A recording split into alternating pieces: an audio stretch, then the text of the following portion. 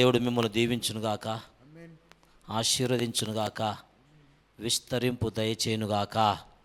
హల్లెలూయా. Right.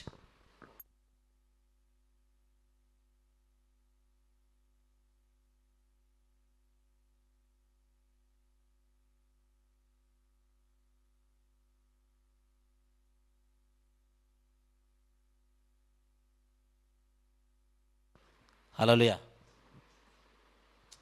Right. ఈరోజు ఇది తక్కువ చేయి. ఉపవాస ప్రార్థన కోసము 2 మాటలు చెప్తాం అనుకొని దేవుడు మళ్ళీ అదే రైట్ తక్కువ చేయి. రైట్. ఈరోజు ప్రేయర్, ఫాస్టింగ్ ప్రేయర్ 120 రోజులు కదా. 120 రోజులకు 42 డేస్ అవుతుంది, 42 రోజులు అవుతుంది. ఇంకా మనము 78 డేస్ ఉండాలా. ఉన్నడుకు దేవుడు ఆ సామర్థ్య శక్తిని ఇచ్చునుగాక. హల్లెలూయా. వీకోబెట్టు, కొంచెం లైట్ వీకో. అందుకే ఎప్పుడు చూడు, ప్రార్థన అనేది చాలా ఇంపార్టెంట్. మనము లాస్ట్ డేస్లోకి వచ్చినాం కనుక నువ్వు ఏం చేసేది నేర్చుకోవాలి తెలుసా? ఎక్కువ ప్రార్థన, వాక్యాన్ని ధ్యానించేది నేర్చుకోవాలా. హల్లెలూయా. నువ్వు ఓన్లీ నేను ప్రార్థన చేస్తానంటే కాదు, బైబిల్ చదవాలా, ధ్యానించాలా. బైబిల్ ధ్యానిస్తూ నువ్వు ప్రార్థన చేసినావు అనుకో, దేవుడు నీకు నీ ప్రార్థన లెవెల్ మార్చేస్తాడు. హల్లెలూయా. అందుకే నేను ఓన్లీ ప్రార్థన చేస్తాను, ఓన్లీ బైబిల్ చదువుతుంటే కాదు. ప్రార్థన, బైబిల్ చదవాలా, ప్రార్థన చేస్తుండాలా. ఈ 2 చేసినప్పుడే దేవుడు నీ జీవితంలో కార్యాలు చేస్తుంటాడు. అన్ని విషయాలలో నీకు నెమ్మది రావడము, సమాధానం రావడము, నువ్వు అలసిపోకుండా ఉండడము, ఇంకా నీ మీద ఏదైనా బలహీనతలు అవి కూడా తొలగిపోవడము జరుగుతుంది. అందుకే ప్రార్థన వేరు, ఉపవాస ప్రార్థన వేరు.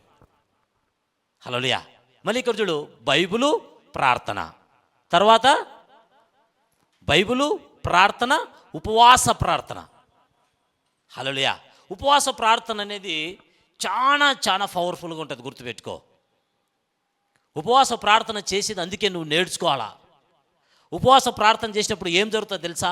నీ జీవితంలో ఏవైతే ఇంకా ముందుకు వెళ్ళలేదో, ఒకవేళ ఆగిపోయినావా, సక్సెస్ చూడలేకపోతున్నావా, లేకపోతే నీకు అర్థమవుతలేదా, ఆ పరిస్థితి అర్థమవుతలేదా, ఆ పరిస్థితి నీకు లోబడతలేదా, ఆ మనుషులు లోబడతలేరా, ఆ వ్యక్తులు లోబడతలేరా, ఏమి నీకు లోబడకపోయినా, నీకు ఏది వ్యతిరేకంగా పనిచేసినా, నువ్వు ఉపవాస ప్రార్థనకు ఎప్పుడైతే చేస్తావో ఆ వ్యతిరేకతకు ఉన్న బలము ఏమైపోతుంది తెలుసా? కృంగిపోతుంది. హల్లెలూయా. నీకు వ్యతిరేకంగా ఉన్న ప్రతి పరిస్థితి ఏమైపోతుంది తెలుసా? బలహీనమైపోతుందంట. అందుకే తిమోతికి చెప్తాడు. తిమోతికి ఏం చెప్తాడు? తిమోతికి పౌలు చెప్తాడు, నా కుమారుడా తిమోతి, నువ్వు యేసుక్రీస్తు యొక్క కృపచేత బలవంతుడుగా కమ్ము అని చెప్తాడు. అంటే కృప. ఉపవాసం ఉన్నప్పుడు నీకు ఏం దొరుకుతుంది తెలుసా? దేవుడు ఎక్కువ గ్రేస్ని ఇస్తాడు, నీకు పొందుకోవడానికి అవుతుంది. చూడలేనివి చూడగలవు, ముఖ్యమైన అన్నిటినీ నువ్వు జయించుకుంటావు. మనం చూసుకున్న ఉపవాస ప్రార్థనలో, ఉపవాస ప్రార్థన చేసినప్పుడు యోనా పట్టణానికి ఏమొచ్చిందట? ఫస్ట్ దుర్గతి వచ్చింది, నాశనం వచ్చింది. ఎప్పుడైతే రాజులు, సామాన్యులు, సామంతులు, అధికారులు అందరూ ఉపవాస ప్రార్థనకు కూర్చున్నప్పుడు ఏమైపోయింది తెలుసా? ఏ కీడు అయితే చేయాలనుకున్నాడో దేవుడు, ఆ కీడు చేయకోకుండా ఏమైపోయింది తెలుసా? పశ్చాత్తాపడ్డాడంట. ఎవరు? దేవుడు పశ్చాత్తాపడ్డాడు ఉపవాస ప్రార్థనలో. హల్లెలూయా. ఆహాబు అయిపోయింది, ఆహాబునికి శాపం వచ్చింది. శాపం వచ్చినప్పుడు ఆహాబు బట్టలు చింపుకొని, గోనెపట్ట ధరించుకొని దేవుని సన్నిధిలో ఉపవాస ప్రార్థన చేసినప్పుడు ఏమొచ్చింది? ఆహాబు మీదికి రావాల్సిన కీడు రాకోకుండా వాళ్ళ తరాలోకి వెళ్ళిపోయిందంట. హల్లెలూయా. ఇంకా ఎన్నో ఉన్నాయి ఉపవాస ప్రార్థనలో. అందుకే ఉపవాస ప్రార్థన పరిస్థితి నీకు అనుకూలం లేనప్పుడు నువ్వేం చేయాలి సార్? ఎమ్మడే ఉపవాస ప్రార్థనకి వెళ్ళిపోవాలి. ఇప్పుడు చూడు, ఎవరైనా తప్పు చేసినప్పుడు పోలీసులు ఆ వ్యక్తిని అరెస్ట్ చేయాలనుకున్నప్పుడు ఆ వ్యక్తి ఎక్కడికి వెళ్ళిపోతాడు? అండర్ గ్రౌండ్కి వెళ్ళిపోతాడు. వెళ్ళిపోతా లేదా? దాపెట్టుకుంటాడు. నీకు పరిస్థితి అపోజిట్కి లేస్తుంది, సాతాను అపోజిట్కి పనిచేస్తున్నాడు, నీకు అర్థమవుతలేదు, నీకు ఏది లోపడతలేదు అన్నప్పుడు నువ్వేం చేయాలి తెలుసా? ప్రార్థన అనే అండర్ గ్రౌండ్కి వెళ్ళిపోవాలి. నువ్వు ఉపవాస ప్రార్థనని అండర్ గ్రౌండ్కి వెళ్ళిపోవాలా, ఎవరికి కనపడకుండా. నువ్వు కనపడితే ఎవరికి కనపడాలంట? ఉపవాస ప్రార్థన చేస్తున్నప్పుడు ఓన్లీ దేవునికి ఒక్కరికే కనపడాలి నువ్వు. హల్లెలూయా. అది నేర్చుకోవాలి కొన్ని నువ్వు. అందుకే బైబిలు, ప్రార్థన, ఉపవాస ప్రార్థన, ఈ మూడు నువ్వు చేసుకుంటూ వెళ్ళిపోతే నేను చెప్పాలన్నా, భూత వర్తమాన భవిష్యత్తు కాలంలో ఏం జరగబోతున్నాయో, ఏమి జరగబోతుందో, ఎలా రాబోతుందో, ఏంది పరిస్థితి అన్నీ నీకు వివరించి చెప్పగలడు దేవుడు. హల్లెలూయా. నేను అనుకున్నా, అమ్మో 120 రోజులు ఉండగలనా ప్రభువా, ఇది అవుతుందా? ఎమోషన్గా తీసుకున్న నిర్ణయము కాదు. మీకు తెలుసా, నేను ఎప్పుడు ఎమోషన్ నిర్ణయాలు తీసుకోను. మీరు ఏమన్నా అనుకోరు. పరిశుద్ధాత్ముడు, యేసుక్రీస్తు ప్రభును పరిశుద్ధాత్ముడు ఉపవాస ప్రార్థనలోకి బలంగా తీసుకొని వెళ్ళాడట, అరణ్యంలోకి. నాకు కూడా తెలుసా, ఏదైనా కానీ అందరూ అనుకుంటారు, అన్న ఎమోషన్స్ తీసుకుంటున్నాను. కాదు, పరిశుద్ధాత్ముడు బలవంతంగా ప్రేరేపణ చేస్తే కానీ నేను ఏది చేయలేను. చేయగలమా? ఇప్పుడు ఇక నడుపుతున్నాం మనము, మీకు అందరికీ తెలుసు. పరిశుద్ధాత్మక ఆదరణ లేకపోతే, పరిశుద్ధాత్మక నడిపింపు లేకపోతే మనలో విశ్వాసము పని చేస్తుందా? ఇక్కడున్న పరిస్థితికి ఎవరికి చేయదు. మీకు కాదు, నాకు కూడా చేయదు. హల్లెలూయా. మనం నడిపిస్తున్నామంటే దానికి అర్థమైంది, హోలీ స్పిరిట్ మనకు సపోర్ట్గా ఉన్నాడని అర్థం. హల్లెలూయా. అందుకే ఉపవాస ప్రార్థన చేసేది నువ్వు నేర్చుకో. ఒక డాక్టర్ చెప్తున్నాడు, ఒక రీల్లో నేను చూసినాను, సంవత్సరానికంట 7 రోజులు ఏమి తినుకోకుండా మళ్ళీ మీరు ఉండాకరని నేను చెప్తున్నా. ఆయన డాక్టర్ సంవత్సరానికి 7 రోజులు ఏమి తినుకోకుండా ఓన్లీ ఆ 7 రోజులు ఓన్లీ వాటర్ తాగి ఉంటే వచ్చే రోగాలు ఏవి రావంట. క్యాన్సర్ అస్సలు రాదంట. మీకు తెలుసా, నేను ఇంతకుముందు ఫస్ట్ నేను క్రీస్తులోకి వచ్చిన తర్వాత కొంచెం ఎదుగుతున్నప్పుడు నేను ఒక ఓడు మెడిటేషన్ చేస్తుంటే రెగ్యులర్గా. ఏది తెలుసా, మానవుడు రొట్టె వలన కాదు దేవుని మాట వలన, దేవుని మాట వలన, దేవుని మాట వలన జీవించాలి, దేవుని మాటలో జీవిస్తాడని చెప్పేసి నేను అప్పుడు ఈ ఉపవాసం ఉండాలనుకున్నానే ఉండకున్నట్టు లేమన్నత కాదు. మనకి టైం అయితేనే గుర్రాలు వరగెడుతూ ఉంటాయి అట్లుంటి. అప్పుడు ఆ నిర్ణయం తీసుకొని వద్దు అనుకున్నప్పుడు దేవుడు ఏం చెప్తాడు, అప్పుడు తినేటప్పుడు ఇది ఒక విషము, ఆహారము విషము లాంటిది, జాగ్రత్త అని చెప్పాడు. కానీ తినక తప్పదు. హల్లెలూయా. అందుకే ఉపవాసములో నువ్వేం చేస్తావు తెలుసా, ఉపవాసం నీకు ఏం నేర్పిస్తుంది తెలుసా, కంప్లీట్గా నీ ఆరోగ్యాన్ని, నీ ఆత్మను ఉపవాస ప్రార్థన కంట్రోల్లోకి తీసుకొస్తుందంట, క్రమశిక్షణలోకి నడిపిస్తుందంట. హల్లెలూయా. తిండి విషయం చాలా డేంజర్ తెలుసా. ఇప్పుడు అన్ని రోగాలు ఎట్లా వస్తున్నాయి? తిండి వల్లనే వస్తున్నాయి. తిండి నేను కూడా తెప్పించింది ఇప్పుడు తిండి. తినాలా తిని ఏం చెప్పిందట, ఏదైనా తోటలో అవ్వ తిని పడిపోయిందట, మోసపోయిందట, నాశనం అయిపోయిందట, శాపం తెచ్చుకుందట, కష్ట తెచ్చుకుంది, మరణం తెచ్చుకుంది, రోగం తెచ్చుకుంది, బీపీ వచ్చింది అక్కడి నుంచే, షుగర్ అక్కడి నుంచే వచ్చింది, అన్నీ అక్కడి నుంచే వచ్చినాయి. తినడం ద్వారా ఏం జరుగుతుందట, బీపీలు వస్తాయంట, రోగాలు వస్తాయంట. తినాలా, ఎంత తినాలి తెలుసా, కంట్రోల్లో తినాలంట. హల్లెలూయా. నువ్వు ఎప్పుడు కంట్రోల్లో ఉండగలవు? ఉండలేము తెలుసా. మసాలా బాగా వేస్తే గుమ్మడి వాసన వస్తుంటుంది, ఉంటావా? ఉండలేవు. మీరు సండే రోజు మటుకు ఏది రాకుండా బిర్యానీ వాసన వస్తుంది, ఉంటావా? ఉండలేము. హల్లెలూయా. అందుకే తిండిని కంట్రోల్ చేయాలంటే కనుక, నువ్వు విశ్వాసి కనుక తినేది కంట్రోల్ చేయాలంటే నీకు ఉపవాస ప్రార్థన తప్పంగా నువ్వు దేన్ని ఎవ్వరిని నీ భూమి మీద కంట్రోల్ చేయలేరు. నువ్వు ఉపవాసం ఉన్నప్పుడే నీకు ఎక్కువ ఆకలి పుడుతుంటుంది, ఉపవాసం ఉన్నప్పుడు ఎక్కువ కోరికలు వస్తుంటాయి, ఉపవాసం ఉన్నప్పుడు ఎక్కువ రీళ్ళలో free free free free free free free బోనస్లు ప్రకటిస్తూ ఉంటారు. నేను రీల్ చూడు ఎక్కువ అవే వస్తున్నాయి. ఇది అవి వచ్చినప్పుడు ఏం చేస్తుంటే నేను ఎవరికైనా ఫార్వర్డ్ చేసి క్లిక్ అని పెడతా, ఎప్పుడైనా ఛాన్స్ ఉంటే పోదాం అక్కడని. హల్లెలూయా. దాన్ని కంట్రోల్ చేసేదే ఉపవాస ప్రార్థన. తిండి ఎంత కంట్రోల్ చేస్తావో నేను చెప్పాలన్నా, నీ స్పిరిట్, నీ ఆత్మ అంత వర్ధిల్లుతూ ఉంటుంది. నువ్వు ఆహారాన్ని ఎంత కంట్రోల్ చేసి దేవుని సన్నిధిని ఎక్కువ ఎంత గోజాడతావో, నువ్వు ఆత్మీయ జీవితంలో అంత ఎదుగుదల, ఆత్మీయ జీవితంలో అంత వర్ధిల్లడం మొదలవుతుంది. నీకు దర్శనాలు వస్తాయి. నేను పోయిన వారం దానియేలు అభిషేకం ఇచ్చినాను. మీకు ఎవరికైనా దర్శనాలు వచ్చినాయా? నాకు దర్శనాలు వచ్చినా తెలుసా, తేటగా కనపడుతున్నాయి కొన్ని దర్శనాలు, తేటగా. నేను అందుకే చెప్పినాను, ఏదైనా దేవుడు చెప్పినప్పుడు దాన్ని మీరు ఫాలో కావాలా, గుర్తుపెట్టుకోర్రి. ఊరికేదో ఏదో బైబిల్ ఉంది దానియేలు ఎందుకు ఇవ్వాలో, పోయిన వారము వేరేది ఇవ్వచ్చు కదా, ఎందుకు దానియేలు దేవుడు ఎందుకు ఇచ్చాడు? దానియేలు ఉంటా ఏముందంటే తెలుసా, పరిశుద్ధుల ఆత్మ దానియేలులో ఉందంట, జ్ఞాన వివేచన ఆత్మ దానియేలు మీద ఉందంట. రాజులను కంట్రోల్ చేసే అభిషేకము ఎవరి మీద ఉంది తెలుసా? దానియేలు మీద. మరణాన్ని కంట్రోల్ చేసే అభిషేకం ఎవరి మీద ఉంది తెలుసా? దానియేలు మీద ఉంది. హల్లెలూయా.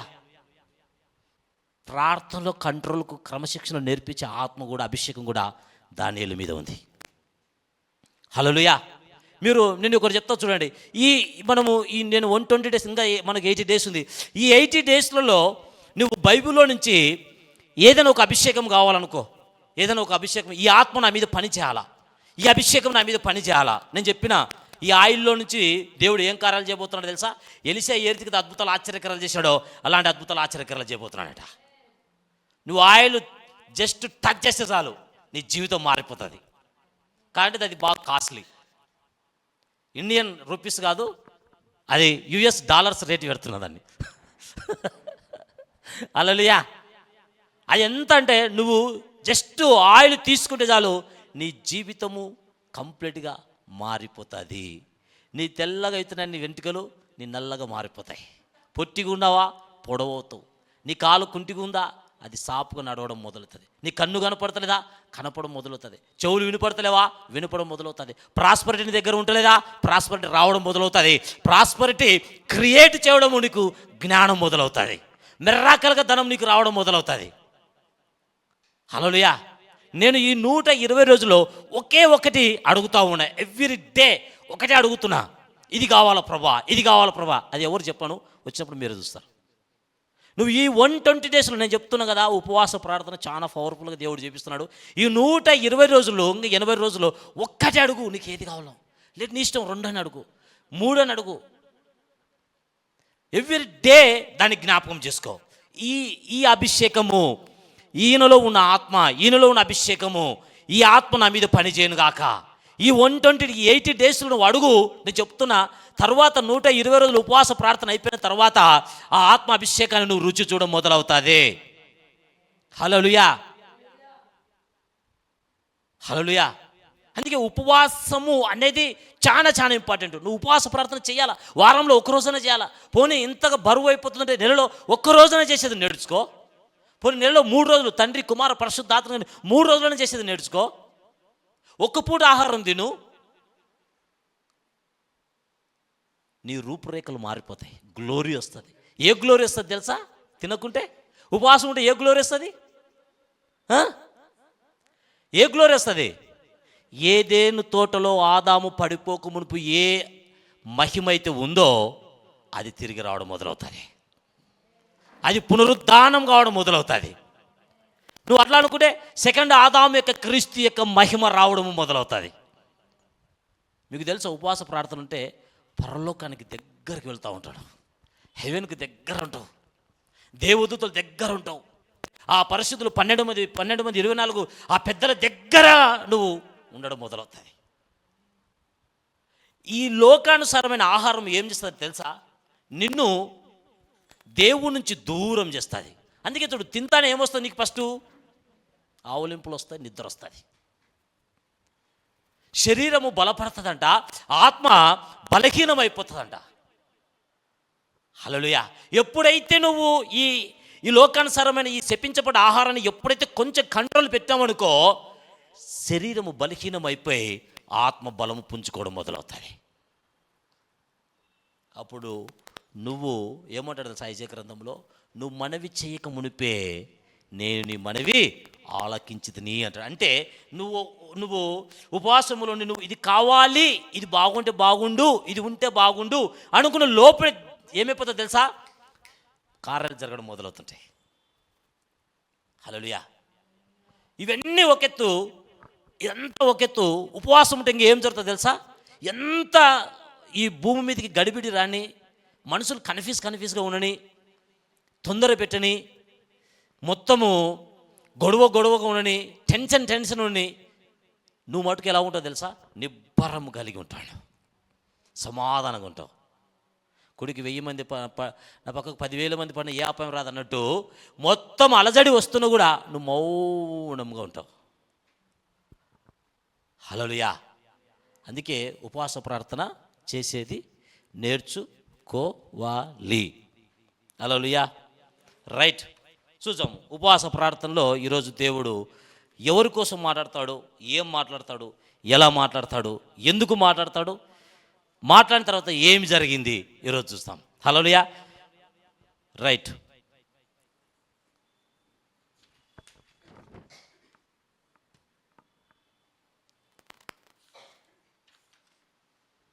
రైట్. నెహెమ్యా గ్రంథము 1 నుంచి 3 వరకు చదువుకుందాం.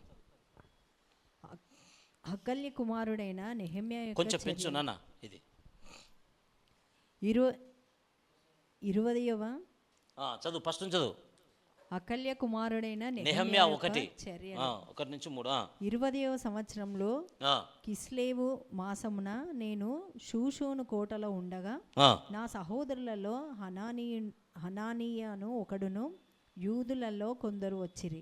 చెరపట్టబడిన శేషం తప్పించుకున్న యూదులను గూర్చియు యెరూషలేమును గూర్చియు నేను వారిని అడగగా వారు చెరపట్టబడిన వారిలో శేషించిన వారు ఆ దేశంలో బహుగా శ్రమను నిందను పొందుచున్నారు. శ్రమలు నిందలు పొందుచున్నారు, చెరపట్టబడి పోతున్నారు. ఎక్కడ?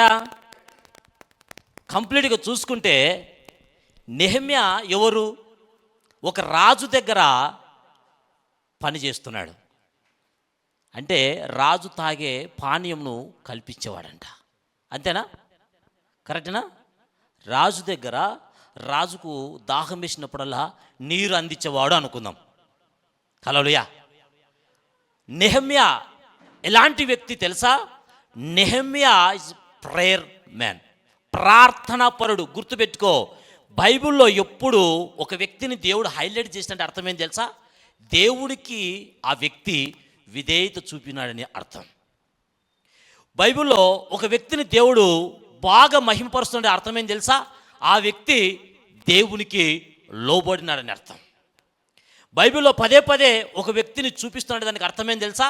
ఆ వ్యక్తి దేవుని యొక్క చిత్తాన్ని కంప్లీట్గా ఫాలో అవుతున్నాడు, దేవుని యొక్క చిత్తాన్ని నెరవేరుస్తున్నాడని అర్థం. హల్లెలూయా. నెహెమ్యా ఎలాంటి వ్యక్తి తెలుసా? చిన్న పని చేసుకునే వ్యక్తి. రాజు దగ్గర ఏదో రాజుకు దాహం వేసినప్పుడు వాటర్ అందించేవాడంట, ద్రాక్షరసం అందించేవాడంట, ఇంకా అగర ఏమేమి అవన్నీ అందించుకునే వ్యక్తి. ఆ వ్యక్తికి ఏం సమాచారం వచ్చింది? యెరూషలేము పట్టణము పడగొట్టబడ్డది, అక్కడ నా ప్రజలందరూ చెరపట్టబడిపోతున్నారు, నా ప్రజలందరూ ఇంకా ఏమున్నారట అక్కడ చదువు. యెరూషలేము చెరపట్టబడిన శేషంలో తప్పించుకున్న యూదులను గూర్చియు యెరూషలేమును గూర్చియు నేను వారిని అడగగా వారు చెరపట్టబడిన వారిలో శేషించిన వారు ఆ దేశంలో బహుగా శ్రమను నిందను పొందుచున్నారు. మరియు యెరూషలేము యొక్క ప్రాకారం చెరపట్టబడిన వారిలో శేషములో తప్పించుకొనిన యూదులను గూర్చియు యెరూషలేమును గూర్చియు నేను వారిని అడగగా వారు చెరపట్టబడిన వారిలో శేషించిన వారు ఆ దేశంలో బహుశ్రమను నిందను పొందుచున్నారు. మరియు యెరూషలేము యొక్క ప్రాకారములు పడద్రోయబడినవి. ఏమైపోయినాడు యెరూషలేము యొక్క ప్రాకారములు? ఇప్పుడు తెలుసా మీకు? చూడు, గుర్తుపెట్టుకుని నేను ఎప్పుడు అదే చెప్తా, కాలములు సమయములు ఎవరి వశంలో ఉన్నాయంట? దేవుని వశంలో ఉన్నాయట. అవి నీకు రావాలని, నీకు తెలవాలంటే నీకు ఉపవాస ప్రార్థన చేసినప్పుడు దేవుడు నీకు బయలుపరుస్తూ ఉంటాడు.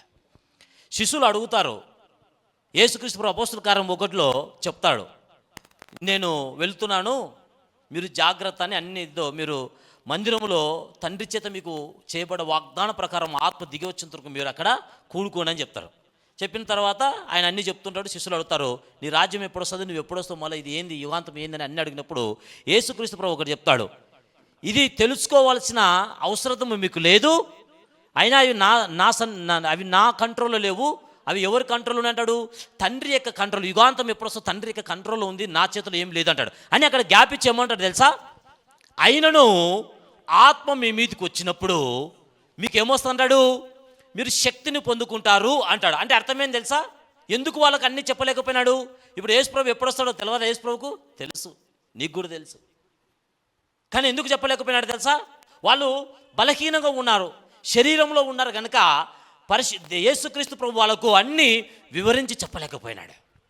మనం దాన్ని పట్టుకొని మన వాళ్ళందరూ ఏమంటారు, యేసుప్రభు ఎప్పుడు వస్తాడో యేసుప్రభుకే తెలియదు, మనకైతే తెలుస్తుంది, నువ్వు చెప్తుండే రాంగు అది ఇది అంటారు. కాదు, అక్కడ ఏముంటుంది, ఆత్మ మీ మీదకి వచ్చినప్పుడు మీరు శక్తి అంటే ఈ లోకానుసారమైన శక్తి కాదు, ఈ లోకానుసారమైన పవర్ కాదు, అది పరలోకం నుంచి దిగి వచ్చే శక్తి అనమాట. అది ఆ శక్తి అంటే ఆ ఆత్మ మన మీదకి వచ్చినప్పుడు ఆ ఆత్మ నీకు అన్నీ వివరించి బోధిస్తుంది, ఆ ఆత్మ కంట్రోల్లో పెడుతుంది, ఆ ఆత్మ నిన్ను కలవరపడకుండా నెమ్మదిపరిచి సమాధానపరుస్తుంది. హల్లెలూయా.